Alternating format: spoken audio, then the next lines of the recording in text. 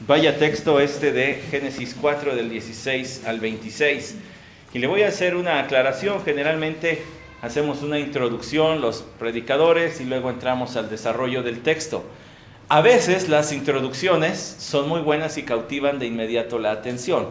A veces no son tan malas y las personas están más bien esperando que uno entre al texto. Hoy le voy a invitar a que ponga atención fuerte desde la introducción, porque la introducción es un panorama de Génesis 4 del 16 al 26. Y necesito que lo entendamos, aunque después nos vamos a enfocar solamente en 2 versículos por esta mañana, porque hay mucho que decir acerca de todo esto. De hecho, le estuve diciendo a mi esposa varias veces, hay muchas decisiones homiléticas que tomar para este domingo, es decir, cómo se va a presentar. Es demasiado lo que está contenido allí, es demasiado. La semana pasada vimos el camino del pecado, ¿cierto? La vida de Caín. Pero nos faltó un poco de su vida, porque el versículo 16 y 17 todavía hablan de esto. Sin embargo, parece iniciar otro párrafo allí, es decir, otra idea, otra parte de la historia bíblica a partir del versículo 16. Este texto, hermanos, si usted puso atención mientras que lo leímos, este texto nos demuestra el desarrollo de una civilización. Primero porque se muestran 7 generaciones, según dicen los que saben de esas cosas. Para que ya se vaya formando un clan, una tribu, una civilización, tiene que haber una sucesión de 7 generaciones. Aquí hay 7 generaciones. Sí, que aquel que diga que la Biblia es un recuento simplemente mítico, legendario, se equivoca. Está escrito como una narrativa histórica y se está demostrando el nacimiento de una civilización. 7 generaciones en lo que nosotros acabamos de leer, pero nos muestra cómo se desarrolló la vida en comunidad. Incluso hay la fundación de la primera ciudad. No parece que haya sido concluida en el tiempo de vida de Caín, pero sí que fue el inicio. Además, hubo desarrollo tecnológico, ¿escuchó ahí? Alguien que empezó a trabajar la metalurgia. Hubo además desarrollo artístico, hubo quien inventó instrumentos de cuerdas y de viento, ya había música y hubo desarrollo bélico. Entonces Lamec dice, yo los maté, me hirieron y mejor los maté. Entonces toda la industria metalúrgica se empezó a utilizar como industria bélica. Como es evidente desde que vimos a Caín y a Abel en los primeros 15 versículos la semana anterior, el hombre, aunque pecó en el capítulo 3, sigue manteniendo la imagen de Dios. Es decir, estos atributos transferibles de Dios que le fueron comunicados al hombre siguen allí, ya no de la misma manera que en Génesis 2, ¿verdad? Con el hombre todavía sin pecado, sino que el pecado los ha distorsionado, los ha hecho borrosos. Pero es sin duda notorio desde que vemos a Caín y Abel. Bueno, de hecho hasta Adán y Eva teniendo comunión. La comunión, el poder relacionarse con otros, es un atributo que Dios le ha dado al hombre, que es de él, pero se lo ha comunicado al hombre. Pero la capacidad de señorear y de conocer el desarrollo de la vegetación, siendo Caín agricultor y Abel ganadero, allí se ve la imagen divina todavía en el hombre. Y aquí queda todavía más claro, ¿no lo cree? Tener la inteligencia para decir, ¿cómo lo hago para extraer el metal de entre todos los otros minerales? Y luego, ¿cómo lo formo en piezas que no sean útiles? Allá hay diseño industrial, déjeme decirle. Allá hay que pensarle qué tipo de herramienta para desarrollar qué tipo de labor. Bueno, entonces usted tiene que el hombre, es evidente, no evolucionó de un comportamiento primitivo en miles de años para ir perdiendo características de primate y convertirse en lo que hoy es. Dios no creó al hombre apenas gruñendo y comunicándose a gruñidos con otros y golpeando mujeres en la cabeza con un mazo para llevárselas arrastrando a su cueva. Dios no lo creó así, lo creó con plena inteligencia. De hecho, la evolución lo que hace es humillar al hombre, porque le dice que es un animal más evolucionado que otros. El hombre, Dios lo puso en el pináculo de la creación. Es el ser que lleva su imagen. No es como los demás seres. Pero este texto también muestra el deterioro moral y espiritual, o debería decir mejor, el deterioro espiritual que lleva al deterioro moral. ¿Por qué? Por varias razones. La rebeldía contra Dios, evidenciada en Caín. Un rebelde de corazón contra Dios. No solo eso, usted ve también que hay un hombre llamado Lamec, que es el primer bígamo que se muestra en la Biblia. Y la cultura no andaba muy bien porque una de sus esposas se llamó Ada, que quiere decir adorno, y la otra se llamó Sila, que quiere decir sombra, pero más bien era algo así como para referirse a la cubierta que le hacía su cabello, un cabello hermoso, entonces debemos entender. Y era una forma en que la sociedad simple y sencillamente se estaba abocando a la apariencia física, a lo externo, una sociedad sexual. Y además una sociedad arrogante, porque usted ve que Lamec presume haber matado y que dice, ¿y Dios iba a vengar 7 veces a Caín? Pues miren, yo soy capaz de vengarme 70 veces. Yo no necesito que Dios me cuide, yo soy mejor que Dios. Eso es lo que está contenido en esas palabras. Así que ve una sociedad arrogante, pero siempre hay un rayito de esperanza. Y al final de este capítulo, como inició este mismo capítulo diciendo que Adán conoció a su mujer, pero ahora nace Set. Y Set es aquel hombre que Dios utilizó para traer una familia diferente a la de Caín. La de Caín fue una familia que está aquí descrita en el capítulo 4, una familia que fue hacia la perdición, hacia la corrupción. La de Set fue una familia piadosa, no perfecta, pero piadosa, que honraba, procuraba buscar al Señor. Entonces, resumiendo rápido, Génesis 1 contiene la semana de la creación, el hombre y la mujer fueron creados a imagen de Dios. Génesis 2 nos da detalles del día sexto de la creación, y la imagen en el hombre es evidente, pues tiene inteligencia, convive con el hombre, Adán y Eva, hombre con hombre, bueno, hombre y mujer, pues, si así lo quiere decir, y su comunión con Dios. En Génesis 3 viene la caída del hombre en el pecado y la imagen de Dios queda distorsionada, borrosa, ya no es como era en Génesis 2. En Génesis 4 usted tiene la expansión del pecado y la imagen de Dios es usada para el mal. El hombre empieza a utilizar la imaginación, creatividad, inteligencia que Dios le ha dado para hacer el mal. En Génesis 5 usted ve la consecuencia del pecado, muerte. Si lee Génesis 5 va a leer muchas veces que dice, y murió, y murió, y murió, y murió, y murió. ¿Por qué? Porque es la consecuencia del pecado. El capítulo 4 nos habla de un hombre que pecó y luego cómo se expandió el pecado a todos, y luego el 5 dice, y por eso murió, y por eso murió, y murió, y murió. Todos, que la paga del pecado es muerte. Génesis 6 al 9 nos hablan del juicio por el pecado. Ahora le voy a decir algo, lo que es fascinante es que la sociedad que trajo el juicio de Dios en Génesis 6 es la sociedad que está descrita en Génesis 4. ¿Escuchó bien? La sociedad que trajo, que invitó el juicio de Dios en Génesis 6 es la sociedad que está descrita desde Génesis 4.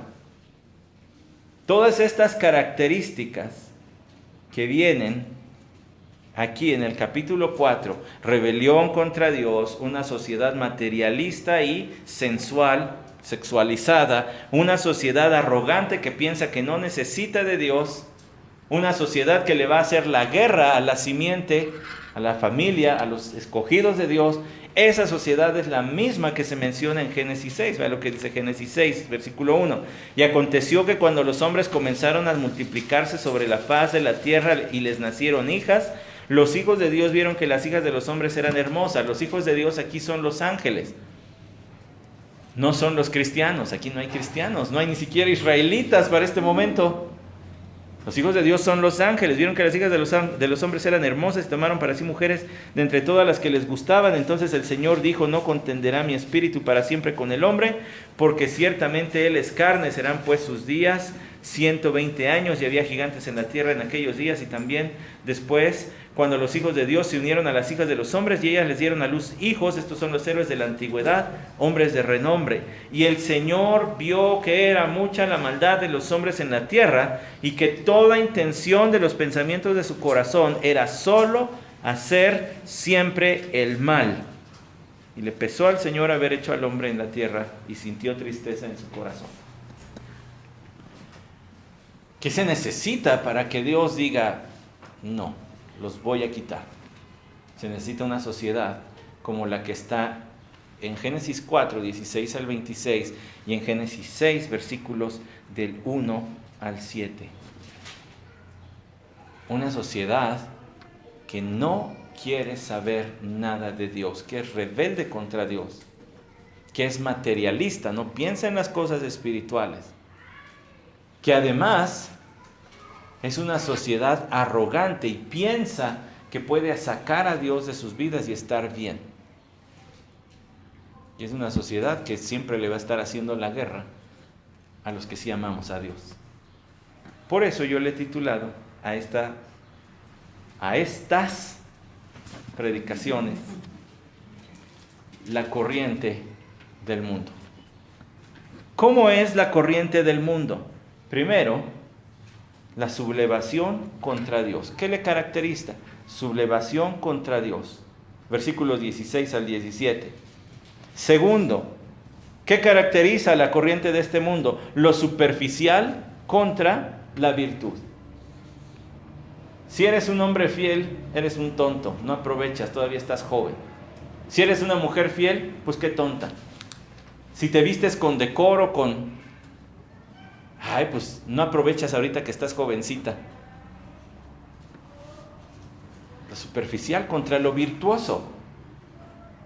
No es tonto vestirse con recato, no es tonto ser fiel.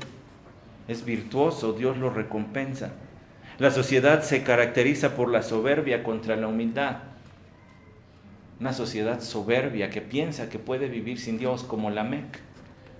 Y por último veremos la simiente contra la simiente, pero no hoy. Hoy solamente veremos la primera parte. Esta semana leí una frase del pastor MacArthur en una página que sigo en Facebook, la del seminario del Masters en California. Y Diana también la vio porque le dije que le dio like. Entonces por ahí búsquenlo y lo van a ver que él lo dijo, no sé si esta semana. Debemos ser la conciencia de nuestra nación por medio de un vivir piadoso y una predicación fiel. Los cristianos tenemos que ser la conciencia de nuestra nación por medio del modo de vida que llevamos y de la predicación que hacemos del Evangelio. Ya tiene el panorama, ya sabe hacia dónde vamos. Ya le hablé desde Génesis 4:16 hasta Génesis 6:7 para darle un panorama. Se intersecta el capítulo 5 para hablar de lo que Dios estaba haciendo. Los hombres por acá desviados, pero Dios estaba levantando una familia de donde iba a venir Enoc, un hombre que fue traspuesto sin muerte. Y donde iba a venir Matusalén, un hombre que fue un testigo. Su nombre quiere decir el que está a la puerta, el juicio. El juicio ya está a la puerta. Y en el año en que murió Matusalén, en ese año vino el diluvio. Dios le estaba dando, por medio de la vida de ese hombre, un anuncio a la sociedad: aguas. Y vinieron las aguas. Y después vino Noé,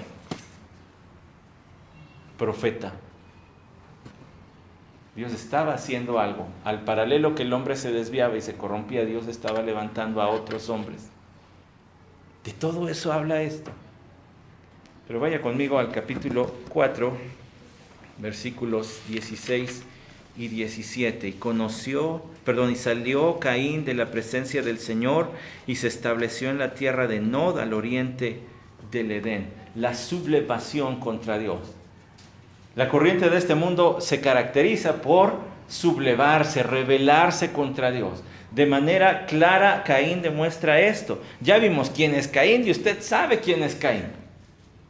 La semana pasada lo vimos con más detalle, pero note allí que es una rebeldía voluntaria. Dice, y salió Caín de la presencia del Señor. ¿Cómo te sales de la presencia de alguien que es omnipresente? Sería la primera pregunta. ¿Cómo huyes de alguien de quien no se puede huir? Que dice el Salmo 139, versículo 7, ¿a dónde huiré de tu espíritu? ¿A dónde me iré de tu presencia? Dice, si subiera a los cielos, allí estás tú. Y si voy al Seol, al lugar de castigo, allí estás tú también. ¿Dios está en el Seol? Sí, pero no está bendiciendo, sino está conteniendo toda su bondad y está conteniendo todo su amor y está solamente derramando ira. Ahí estás tú también. Entonces, ¿cómo sales de la presencia de alguien que es omnipresente? Bueno, es que Caín no fue a un lugar sin Dios, porque eso tal no existe, sino se fue a una vida sin Dios. Vea las palabras anteriores. El Señor le dijo, no será así, pues cualquiera que mate a Caín 7 veces sufrirá venganza. Y puso el Señor una señal sobre Caín para que cualquiera que lo hallase no lo matara. ¿Le dijo vete? No, le dijo vas a ser vagabundo. ¿Le dijo nunca me busques más? No, arrepiéntete, ya le había invitado a arrepentirse desde antes. Pero Caín, obstinadamente, él dijo no. Pues si no eres el Dios que a mí me conviene, si no eres el Dios que yo quiero, si no eres el Dios que me da las cosas y que me deja hacer lo que yo quiero, entonces no quiero saber nada de ti. Adiós. Como muchos, quienes viven en un mundo creado por Dios, pero no tienen una relación de amor con Él. Yo quiero que seas el Dios que yo quiero, el Dios que me deja hacer lo que quiero, el Dios que me da lo que quiero. Pero no quiero que tú seas tú. Hay muchos indiferentes a Dios, ¿cierto? Hay muchos que piensan que con su indiferencia será suficiente para no experimentar su ira. Caín no era así. Era un religioso que quería un Dios a su manera. Y como no lo encontró, se fue. Esta es una rebeldía voluntaria. Dios no le dijo, no me vuelvas a buscar. Dios no dijo eso. Él se impuso eso. Él decidió que no buscaría a Dios. Y fíjate, porque además es tremendo. Tuvo que hacer, para eso tuvo que cauterizar su conciencia, ¿no cree? Porque él había hablado con Dios. Él sabía que había un lugar para reunirse con Dios y traerle sacrificio. ¿Recuerdan? Ahí donde estaba la espada de fuego y los 2 querubines. Ese era el lugar donde había que ir a reunirse. Él sabía todo eso, pero mire, dice, y se estableció en la tierra de Nod, al oriente del Edén. Aquí hay datos que necesitamos conocer. ¿Qué quiere decir Nod? Nod quiere decir errante o vagabundo.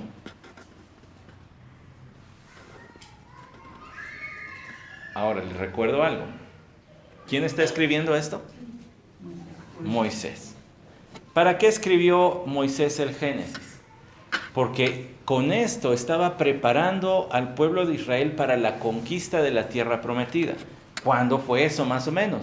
Fue por allí del año 1405 antes del Señor Jesucristo. Entonces, para el tiempo de Moisés, cuando él escribió esto, ya se le llamaba a esa región Nod. Para el tiempo de Caín, no. O sea, Caín no sacó un mapa y dijo, ¿para dónde me voy? No había mapa. Él se fue al oriente. ¿Y dónde es el oriente? ¿Se acuerdan? El este, ¿verdad? Es el este. Él decidió irse allí. Entonces, lo que es interesante aquí es que a esa región se le asignó el nombre de Nod, ¿pero por quién? Pues por Caín. O sea, Caín no agarró el metro para irse a Nod. Se bajó en la estación Nod y allí se quedó. No, a esa región se le llegó a llamar Nod en tiempos de Moisés ya, porque Caín vivió allí y Caín entonces fue un errante, un vagabundo. ¿Qué le había dicho Dios? ¿No le había dicho Dios eso? Los versículos anteriores. Vas a andar errante, versículo versículo 12, errante serás en la tierra, un vagabundo. Para allá se fue, pero se le llegó a llamar así. Entonces cuando dice aquí que salió de la presencia de Dios, es yo no quiero saber nada más de Dios. Y fue, dice, y se estableció. Ahora, eso de establecer pudieron decir, entonces Caín se rebeló contra el castigo divino. Dios le dijo, vas a andar errante. Y él fue y se estableció. Se rebeló contra el castigo divino y le ganó a Dios. Nadie puede ganarle a Dios. Lo que quiere decir es que se fue a la región y anduvo vagando en esa región. Que se estableció quiere decir que no se fue a vagar por otros lados, sino que allí se quedó, en la que después fue llamada por su acto de Caín de vagar, no, vagabundo, errante. Ahora, hermanos, la siguiente referencia es tristísima. Al oriente del Edén. ¿No les suena conocido? Sí, yo creo que sí, a mí también. ¿Qué dice? Génesis capítulo 3, versículo 24. Expulsó pues al hombre y al oriente del huerto del Edén puso querubines y una espada encendida que giraba en todas direcciones para guardar el camino del árbol de la vida. ¿En qué dirección? Y eso dijimos es al este. Hacia ese lugar se fue Caín. Tenía norte, sur y oeste para irse. Occidente. Se fue al oriente, al este. ¿Por qué? Usted tiene que ver aquí un acto de desafío de Caín. Él sabía que allí estaba la presencia de Dios manifestándose en una espada de fuego. Allí también acompañada de 2 querubines. Pero decidió desafiante irse allí como para decir, podría acercarme a ti, pero no quiero acercarme a ti. Es como si usted se viene a vivir a la casa de al lado y nos ve entrar y nos saluda a todos y cuando dan las 10 de la mañana cierra la puerta y se mete a su casa. Yo podría ir, pero no quiero. Lo que está diciendo Caín es, yo podría adorarte, Dios, pero no me da la gana. Recuerde que Caín odiaba a Dios. Y de haber podido matar a Dios lo hubiera matado, pero no lo pudo matar. Entonces, ni siquiera lo intentó. Pero sí mató al que portaba la imagen de Dios. Caín había hablado con Dios, sabía y conocía a Dios, pero no le amaba. No le amaba. Fue como si Caín dijera, no tan lejos para mantener una buena reputación, pero no tan cerca como para tener que establecer una relación. No me voy a ir lejos para que no digan, míralo, cómo salió rebelde el chamaco que se puso al este, se fue para el oeste. No, me voy a quedar ahí por ahí. Podría, pero no quiero, y además eso va a cuidar mi reputación. Tenía una conciencia, ¿cierto? Como todos. Y la despreció. ¿Por qué no abre su Biblia en 1 Timoteo capítulo 1, versículo 18?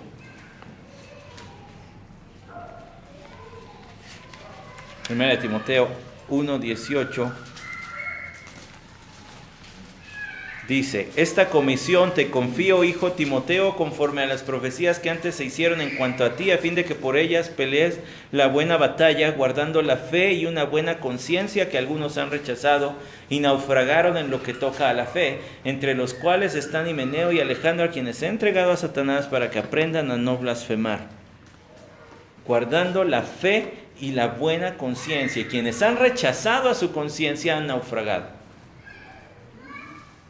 Caín rechazó su conciencia, cauterizó su conciencia. ¿Cómo es posible que estés tan cerca de la presencia de Dios, hecha visible, y no te conmueva en arrepentimiento? Tuvo que cauterizar su conciencia. El recuerdo constante de su mal, de la santidad de Dios y de su propio pecado lo despreció. Y así cauterizó su conciencia. Allí en esa misma carta, en el capítulo 4, vea lo que dice el versículo 1. El Espíritu dice claramente que en los últimos tiempos algunos apostatarán de la fe, prestando atención a espíritus engañadores y a doctrinas de demonios, mediante la hipocresía de mentirosos que tienen cauterizada la conciencia, prohibiendo casarse y mandando abstenerse de alimentos que Dios ha creado para que con acción de gracias participen de ellos los que creen y han conocido la verdad. ¿Qué es la conciencia? La conciencia es esta alarma interna que Dios ha puesto en el hombre para decirle qué es lo que es correcto y lo que es incorrecto. Pero esa conciencia tiene que ser educada con la palabra de Dios.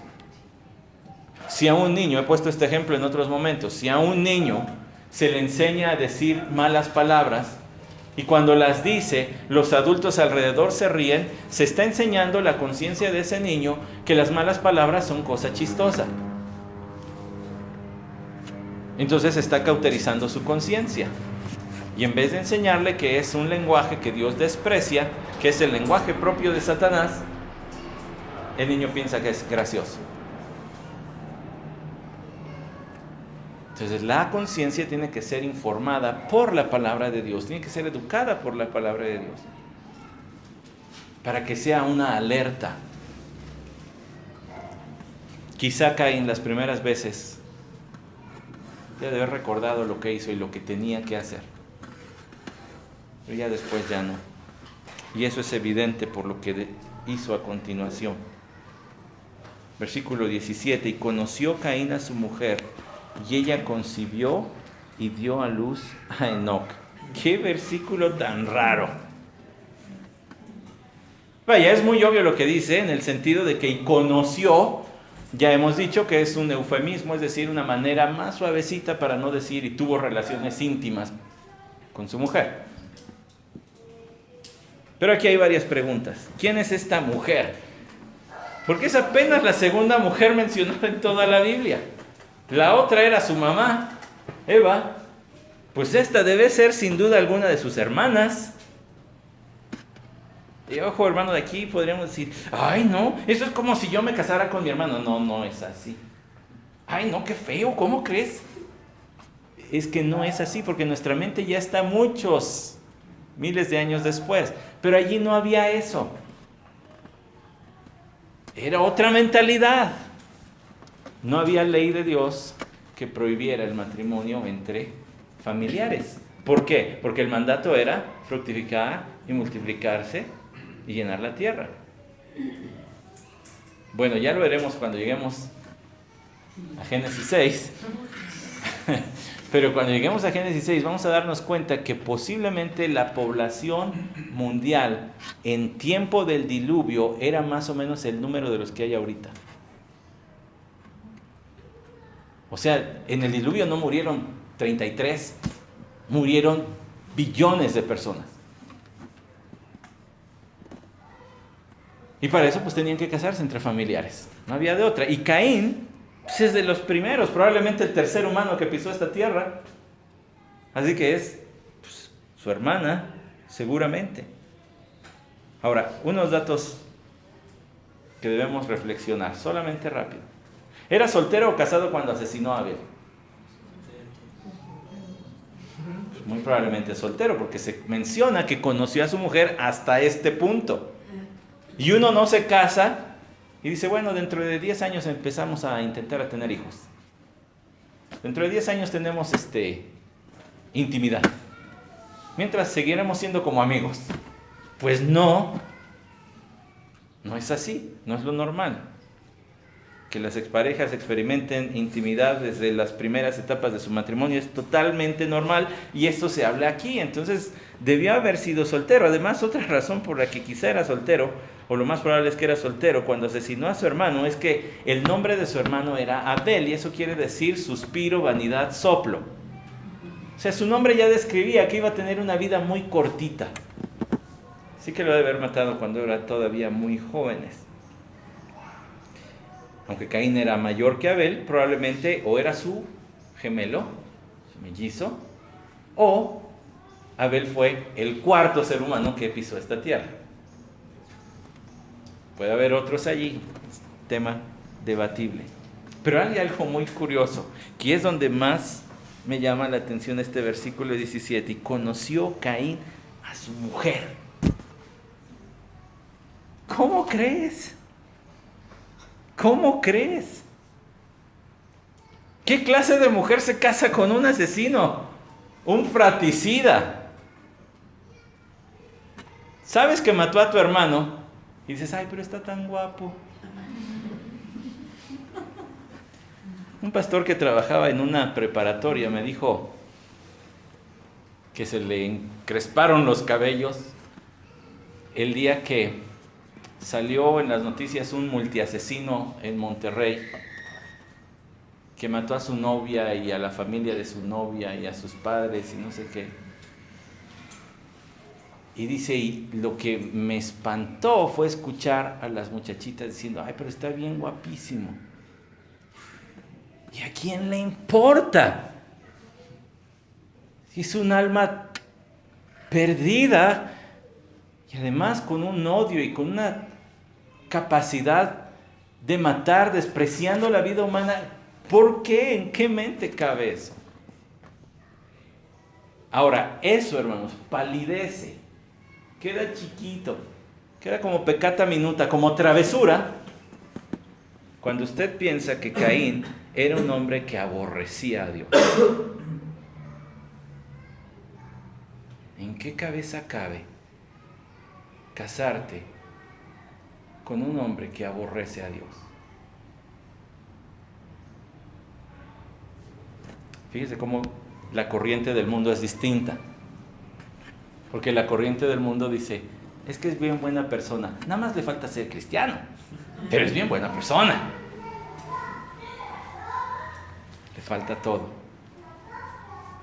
Le falta todo. Su gran pecado es no reconocer que Jesús es el Hijo de Dios.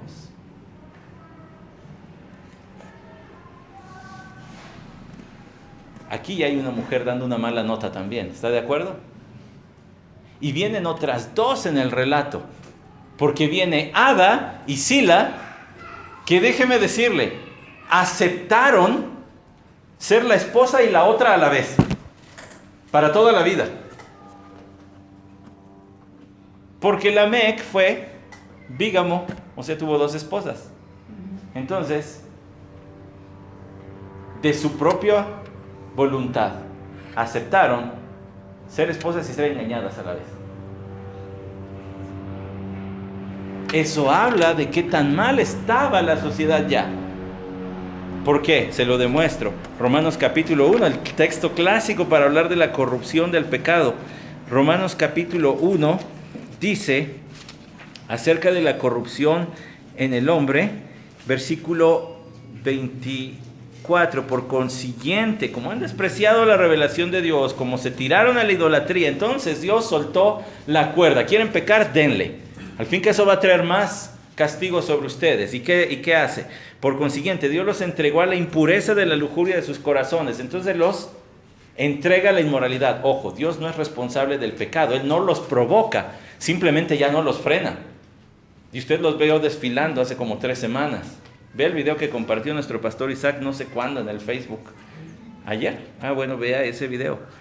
Dios los entregó a la impureza de la lujuria de sus corazones, de modo que deshonraron entre sí sus cuerpos, porque cambiaron la verdad de Dios por la mentira y adoraron y sirvieron a la criatura en lugar del Creador, que es bendito por los siglos de los siglos. Es decir, la inmoralidad es resultado de vivir en idolatría. ¿Por qué? Porque cuando tú niegas que hay un Dios que demanda de ti santidad, una vida piadosa, que le ame, que le reverencie, que tenga devoción hacia Él, cuando tú lo quitas, entonces pones otra cosa allí. Pero el hombre, aunque hay gente que se diga atea, el hombre siempre tiene un Dios. Y generalmente para los ateos, ellos son su propio Dios. Su cerebro. Soy bien inteligente. Mira, yo ya descifré los misterios de la vida y no necesito de Dios. No es así. Cuando tú quitas a Dios, entonces hay otro ídolo. Y ese ídolo te va a llevar a la inmoralidad. Como todos los ídolos. Véalo en la Biblia. Siempre en la Biblia está relacionada inmoralidad e idolatría. ¿Cuál es el día en que más están llenos los moteles de la Ciudad de México de parejitas que van a fornicar o adulterar? El 12 de diciembre. Y esa es una estadística oficial. Esa ni siquiera me la inventé. El día de la inmoralidad es el día de la idolatría. Entonces Dios los soltó, pero sigue la cuestión aquí.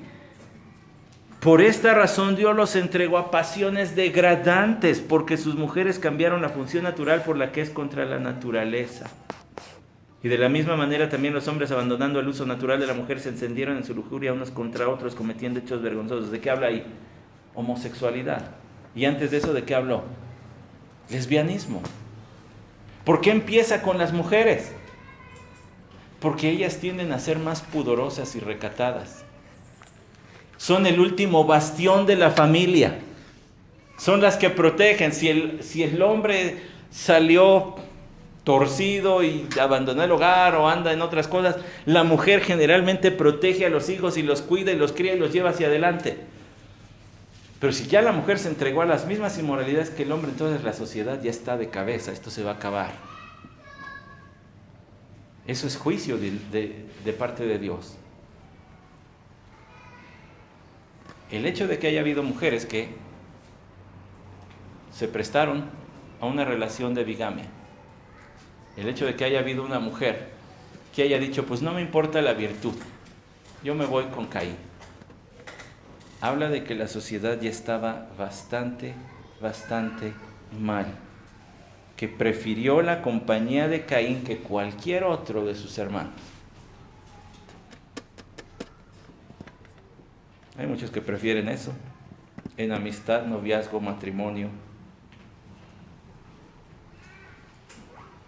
que prefieren la compañía de los no creyentes a la de los creyentes.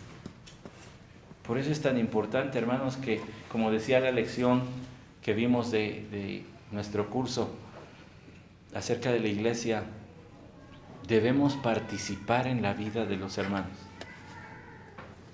Que el Señor nos libre de convertirnos en una iglesia de domingo o de fin de semana solamente, porque necesitamos estar en la vida, acompañarnos a través de las diferentes etapas de la vida y en las circunstancias,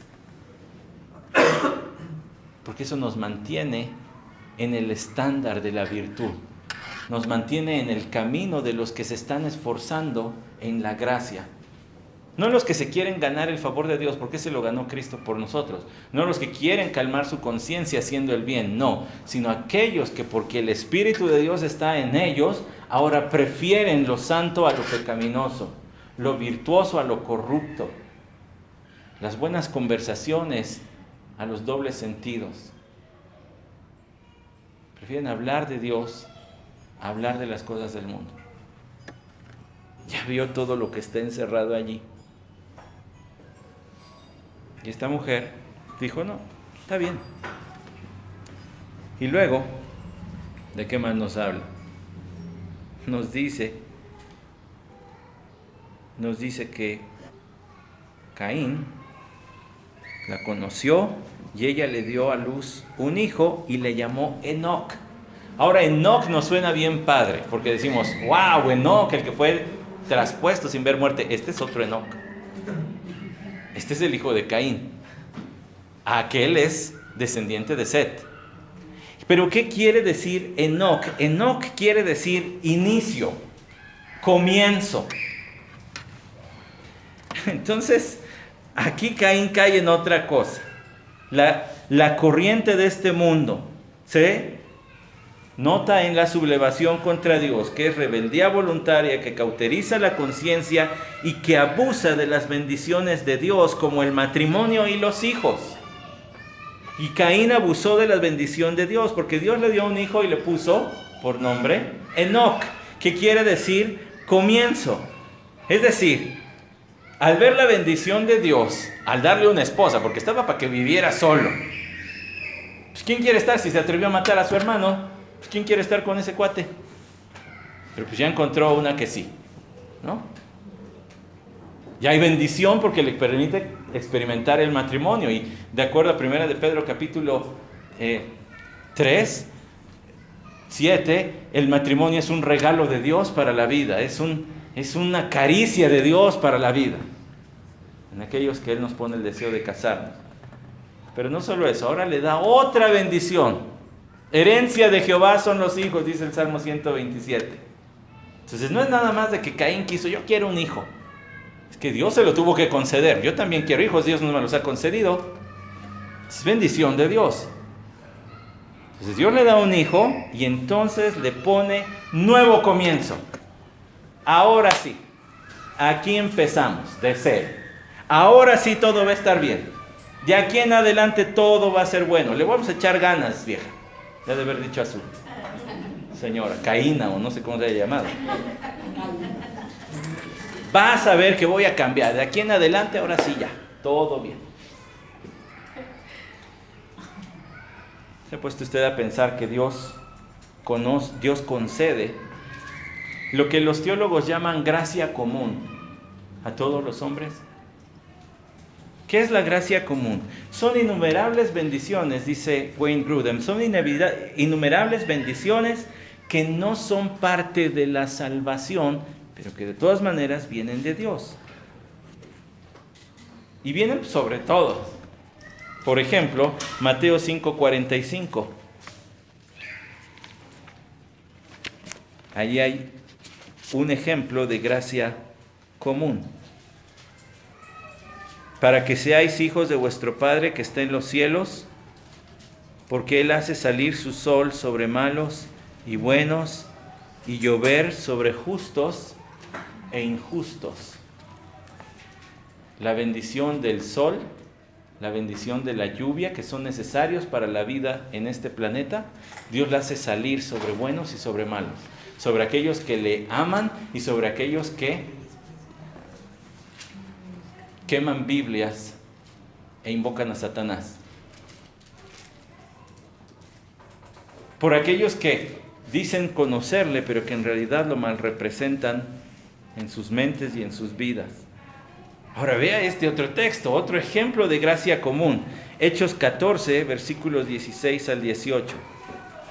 Y vamos a tener que acampar un poquito, como dice el pastor Luis Contreras, acampar un poquito en este versículo porque hay varias cosas que señalar allí.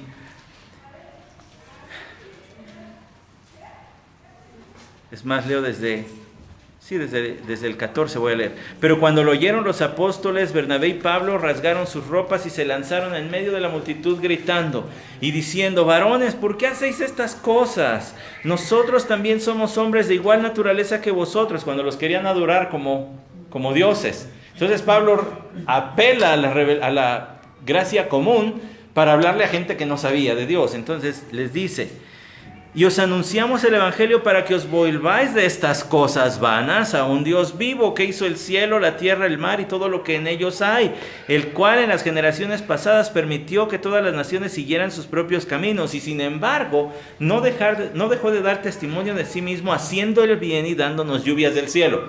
Gracia común. Dios le hace el bien a todos. Y estaciones fructíferas, llenando vuestros corazones de sustento y de alegría.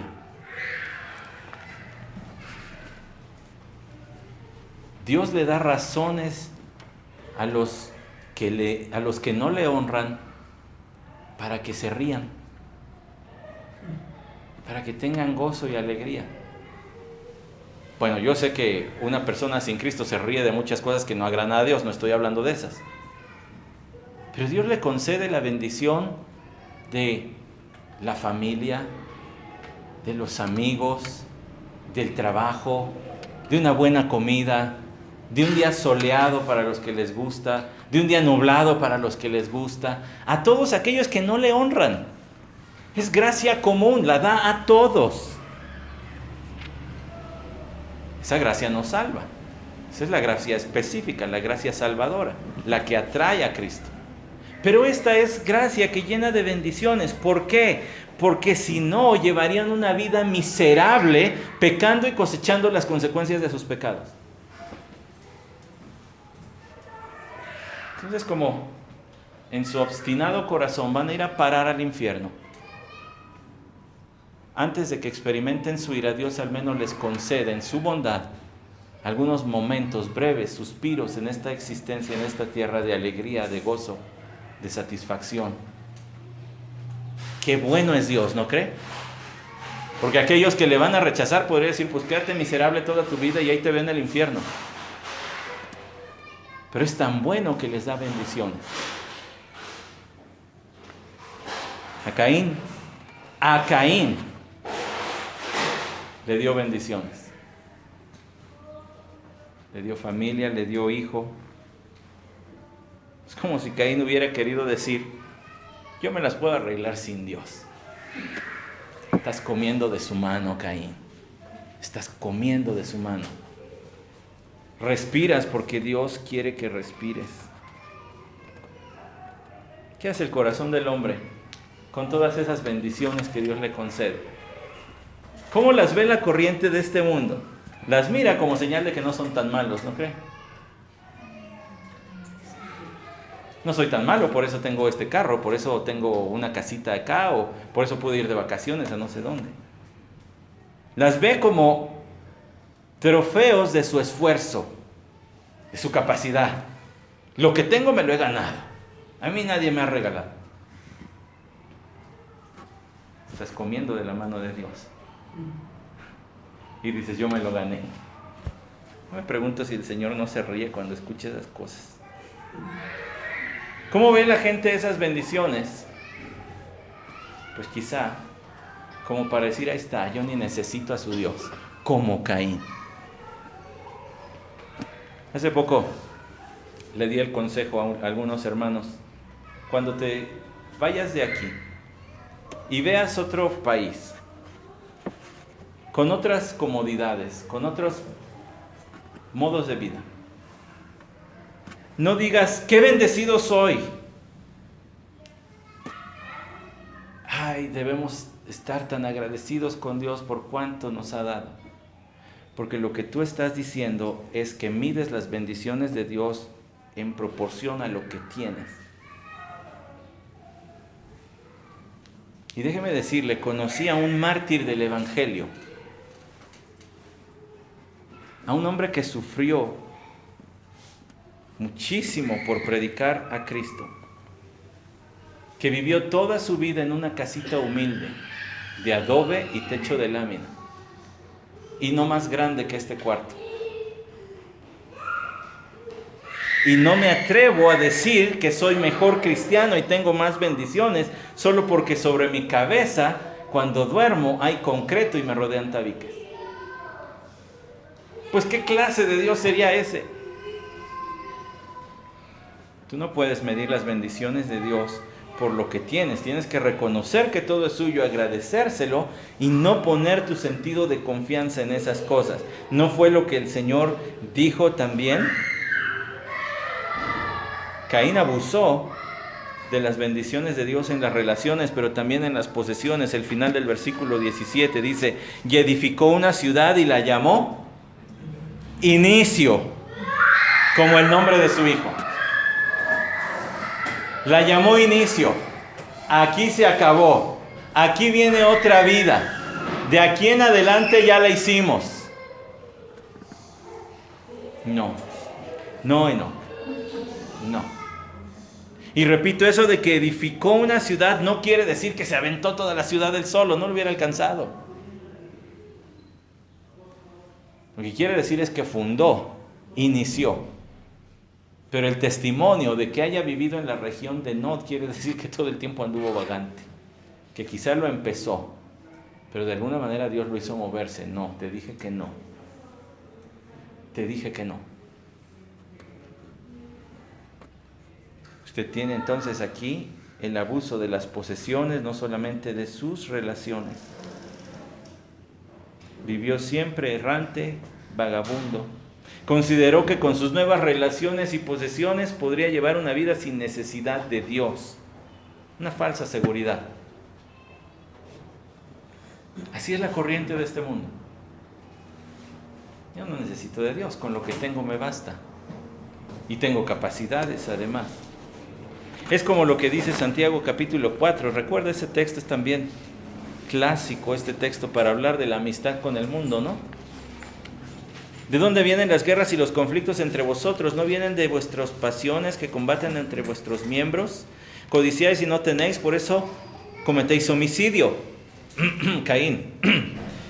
Sois envidiosos y no podéis obtener, por eso combatís y hacéis guerra. No tenéis porque no pedís, pedís y no recibís porque pedís con malos propósitos para gastarlo en vuestros placeres. Oh almas adúlteras, ¿no sabéis que la amistad con el mundo es enemistad hacia Dios? Por tanto, el que quiera ser amigo del mundo se constituye enemigo de Dios. Así ve el mundo las posesiones. Ahora, hermanos, yo me pregunto si mientras que vamos a través de estos dos versículos no nos identificamos tantito con Caín. No nos vemos en el espejo y decimos, wow. Tal vez no todo, espero que no todo. Pero tal vez alguna cuestión por allí que digamos, sí siento culpa de eso. Bueno, estoy para esta mañana para decirle también, pero Él da mayor gracia. Santiago 4:5 dice, ¿pensáis que la Escritura dice en vano, Él celosamente anhela el Espíritu que ha hecho morar en nosotros? Pero Él da mayor gracia, por eso dice, Dios resiste a los soberbios y da gracia a los humildes, por tanto someteos a Dios. Resistid al diablo y huirá de vosotros, acercaos a Dios y Él se acercará a vosotros. Limpiad vuestras manos, pecadores, y vosotros de doble ánimo, purificad vuestros corazones, afligíos, lamentad y llorad, vuestras risas se tornen en llanto y vuestro gozo en tristeza. Humillaos en la presencia del Señor y Él os exaltará. Caín pensó que tenía un nuevo comienzo. Su hijo, su ciudad.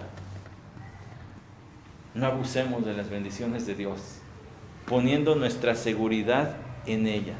¿Qué dijo el Señor en Mateo 6:24? Nadie puede servir a dos señores, porque amará a uno y despreciará al otro, o aborrecerá a uno y amará al otro.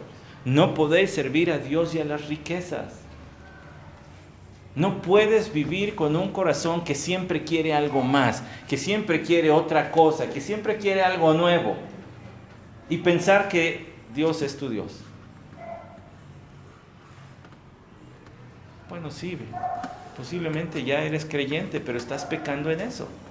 Te estás volviendo a formar un ídolo. Recuerda lo que el Señor dijo en Lucas 12, del 13 al 40. Si no lo recuerdas, se lo voy a recordar brevemente. Llegaron y le dijeron, Señor, dile a mi hermano que comparta conmigo la herencia. Y él dijo, ¿quién te dijo que yo soy juez de esas cosas? Y luego dio todo un sermón acerca de que es mejor salir agraviado en lo económico a andarte peleando con tu hermano. ¿Por qué no mejor aceptas el agravio? ¿Por qué no mejor tienes la humildad de decir, de todas maneras mis necesidades están en el Señor y si aquí pierdo, pues ya perdí, pero no voy a perder mi testimonio como hijo de Dios? ¿Por qué no mejor aceptas eso?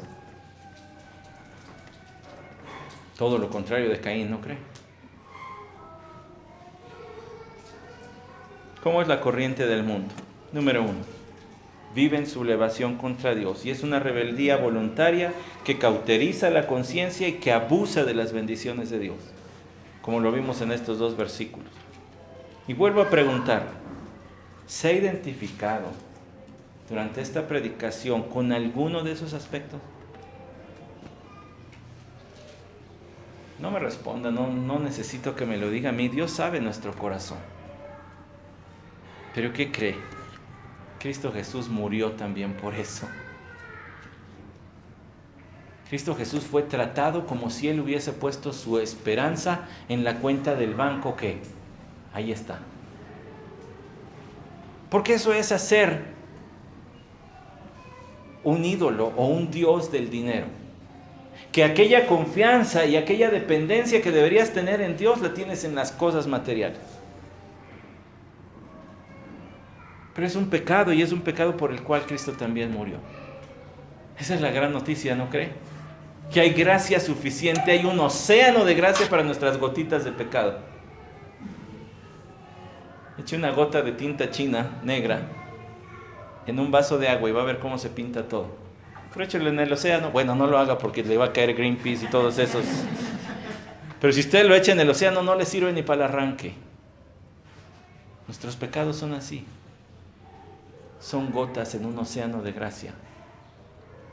No lo minimizo, es serio, es grave. No es algo que debamos disponernos a hacer. El Espíritu de Dios no nos deja seguir ese camino definitivamente para el resto de nuestra vida, pero cuando pecamos hay gracia suficiente para pagar eso. Cristo ya pagó y hay suficiente gracia para que nuestra comunión sea restaurada con Dios. Si se identificó esta mañana, con algo de lo que se ha dicho aquí, a través de estos 2 versículos, hermano, vamos a nuestro Dios en oración. ¿Qué más podemos hacer? ¿Qué otro remedio tenemos? Tendremos que pedir perdón, rogar por su poder para que nuestra comunión sea restaurada, nuestro corazón sea renovado y nuestra condición sea transformada. Oramos. Padre, ¿cuánto hay en este tesoro infinito? Nunca vamos a alcanzar a comprender todo lo que dice tu Escritura, porque proviene de un Dios infinitamente sabio, y por eso también es que la Escritura contiene infinita sabiduría. Gracias, Señor. Que no andemos en la corriente de este mundo, sino que vayamos en contra. En el modo de vida al que nos llamas, para el que nos has rescatado, para el cual nos has capacitado con tu Santo Espíritu. Pero tú ya tenías calculado, ya sabías que no íbamos a vivir vidas perfectas.